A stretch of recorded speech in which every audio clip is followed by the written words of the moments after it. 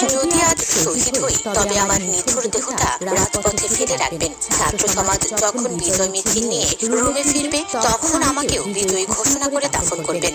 একজন পরাজিতের লাশ কখনো তার বাবা মা গ্রহণ করবে না। 15 জুলাই ফেসবুকে এমনই গা শিহরিত ওঠার মতো স্ট্যাটাস দিয়েছিলেন আবু সাঈদ। তার মৃত্যুতে কাঁদছে গোটা ছাত্র সমাজ।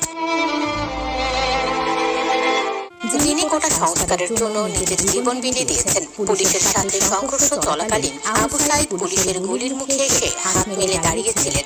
এক পর্যায়ে পুলিশের গুলি খেয়েও দাঁড়িয়ে থাকার চেষ্টা করেন তিনি, কিন্তু বেশিক্ষণ নিজেকে স্থির রাখতে পারেননি তিনি। মুহূর্তেই রাস্তার উপর ঢলে পড়েন। মাত্র একদিন আগে সামাজিক যোগাযোগ মাধ্যম ফেসবুকে একটি স্ট্যাটাস দিয়েছিলেন আবু সাঈদ, যেখানে তিনি গণ অভ্যুত্থানে শহীদ রাজশাহী বিশ্ববিদ্যালয়ের শিক্ষক শামসুজ্জোহাকে স্মরণ করেন। তিনি লিখেন, স্যার, এই মুহূর্তে আপনাকে ভীষণ দরকার স্যার। আপনার সমসাময়িক সময়ে যারা ছিল সবাই তো